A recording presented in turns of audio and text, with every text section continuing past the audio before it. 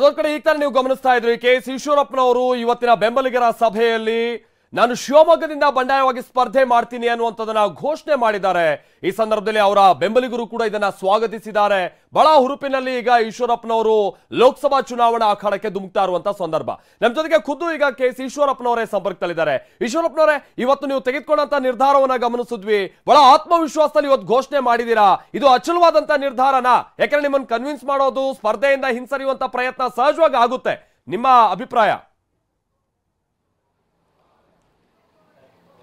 ನಾನು ಯಾವ ವಿಚಾರಕ್ಕೆ ಶಿವಮೊಗ್ಗ ಲೋಕಸಭಾ ಚುನಾವಣೆ ಸ್ಪರ್ಧೆ ಮಾಡ್ತಾ ಇದ್ದೀನಿ ಅನ್ನೋದನ್ನು ಅವ್ರಿಗೆ ನಾನೇ ಕನ್ವಿನ್ಸ್ ಮಾಡ್ತೀನಿ. ಯಾಕೆ ಅಂತಂದರೆ, ಒಂದು ನನ್ನ ಮಗನಿಗೆ ಯಡಿಯೂರಪ್ಪನವರು ನಿನಗೆ ಟಿಕೆಟು ಕೊಡಿಸ್ತೇವೆ, ಹಾವೇರಿ ಲೋಕಸಭಾ ಕ್ಷೇತ್ರದಲ್ಲಿ ಚುನಾವಣಾ ಪ್ರಚಾರ ಮಾಡಿ ಗೆಲ್ಲಿಸ್ತೇನೆ ಅನ್ನೋಂಥ ಮಾತು ಹೇಳಿದರು. ಈಗ ಮೋಸ ಮಾಡಿದ್ದಾರೆ. ಇದನ್ನು ಕೂಡ ನಾನು ಕನ್ವಿನ್ಸ್ ಮಾಡೋಕ್ಕೆ ಬರೋರಿಗೆ ಹೇಳ್ತೀನಿ. ನಂಬರ್ 1. ನಂಬರ್ 2, ಚುನಾವಣೆ ಸ್ಪರ್ಧೆ ಮಾಡ್ತಿರೋದು ಬರೀ ನನ್ನ ಮಗನ ವಿಚಾರ ಅಲ್ಲ, ಹಿಂದುತ್ವವಾದಿಗಳಿಗೆ ಎಲ್ರಿಗೂ ತುಂಬ ನೋವಾಗಿದೆ. ಸಿ.ಟಿ. ರವಿ ಹಿಂದುತ್ವದ ಪರ ಹೋರಾಟ ಮಾಡ್ತಿದ್ದರು. ಪ್ರತಾಪ ಸಿಂಹ MP ಅವರು, ಮೈಸೂರು MP ಅವರು, ಅವ್ರಿಗೂ ಅನ್ಯಾಯ ಆಗಿದೆ. ನಳಿನ್ ಕುಮಾರ್ ಕಟೀಲ್ ಇರ್ಬೋದು, ಅದೇ ರೀತಿ ಸದಾನಂದ ಗೌಡರು ಇರ್ಬೋದು, ಇವರೆಲ್ಲರೂ ಕೂಡ ಹಿಂದುತ್ವದ ಬಗ್ಗೆ ಮಾತಾಡ್ತಾ ಇರೋರೆಲ್ಲರೂ ಕೂಡ ಇವತ್ತು ಅನ್ಯಾಯ ಆಗಿದೆ. ಇದು ಕರ್ನಾಟಕ ರಾಜ್ಯದ ಕಾರ್ಯಕರ್ತರು ಅವ್ರ ನೋವನ್ನು ತೋಡ್ಕೋತಾ ಇದ್ದಾರೆ. ರಾಜ್ಯದಲ್ಲಿ ಭಾರತೀಯ ಜನತಾ ಪಾರ್ಟಿ ಏನು ಮಾಡಬೇಕೋ ಸರಿಯಾಗಿ ಮಾಡ್ತಿಲ್ಲ.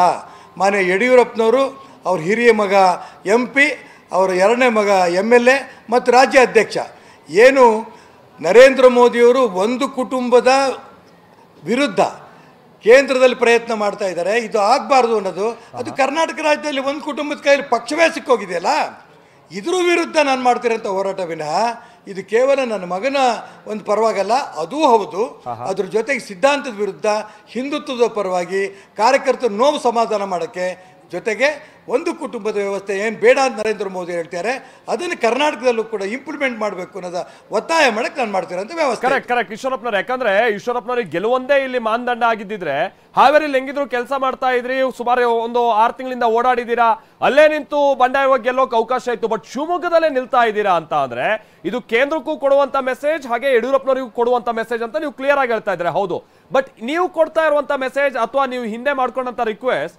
ಕೇಂದ್ರಕ್ಕೆ ಯಾಕೆ ಅರ್ಥ ಆಗ್ತಾ ಇಲ್ಲ? ಬೇರೆ ಬೇರೆ ಪಕ್ಷಗಳ ಪರವಾಗಿ ಹೇಳ್ತಾರೆ, ಪರಿವಾರದ ಚುನಾವಣೆ ನಡೆಸ್ತಾರೆ ಇವರು ಅಂತೇಳಿ, ಪರಿವಾರ ರಾಜಕೀಯ ಅಂತ. ಕರ್ನಾಟಕದ ವಿಚಾರ ಹಾಗಾದ್ರೆ ಯಾಕೆ ಅವ್ರಿಗೆ ಗಮನಕ್ಕೆ ಬರ್ತಾ ಇಲ್ಲ ನೀವು ಮಾಡ್ತಾ ಇರೋ ಆರೋಪದ ಪ್ರಕಾರವಾಗಿ? ಈಗ ನಾನು ಪಕ್ಷೇತರವಾಗಿ ನಿಂತ್ಕೊಂಡಾಗ ಇದೆಲ್ಲವೂ ಚರ್ಚೆಗೆ ಬರುತ್ತೆ. ಬರೋಂಥ ದಿನ ಇದನ್ನು ಗಮನಿಸಿ ರಾಜ್ಯದಲ್ಲಿ ಭಾರತೀಯ ಜನತಾ ಪಾರ್ಟಿಯ ಪರಿವರ್ತನೆ ಆಗಬೇಕು, ಇದು ನನ್ನ ಆಸೆ. ಅದಕ್ಕೆ ಚುನಾವಣೆ ನಿಲ್ತಾ ಇರೋದು. ಇಡೀ ರಾಜ್ಯದ ಕಾರ್ಯಕರ್ತರು ನೋವಿದೆಯಲ್ಲ, ಯಡಿಯೂರಪ್ಪನವರು ಅವ್ರಿಗೆ ಬೇಕಾದವ್ರಿಗೆ ಮಾಡ್ತಾ ಇದ್ದಾರೆ. ಅವ್ರ ದೊಡ್ಡ ಮಗ, ಸಣ್ಣ ಮಗ, ಅಧ್ಯಕ್ಷ, ಈ ವ್ಯವಸ್ಥೆ ಕರ್ನಾಟಕ ರಾಜ್ಯದಲ್ಲೂ ಕೂಡ ಕಾಂಗ್ರೆಸ್ಸಿನ ಸಂಸ್ಕೃತಿ ಬೆಳೀತಾ ಇದೆ BJPನಲ್ಲಿ. ಇದು ವ್ಯತ್ಯಾಸ ಆಗಬೇಕು ಅನ್ನೋಂಥ ಅಂಶದ ವಿರುದ್ಧ ನಾನು ಹೋರಾಟ ಮಾಡ್ತಿದ್ದೀನಿ.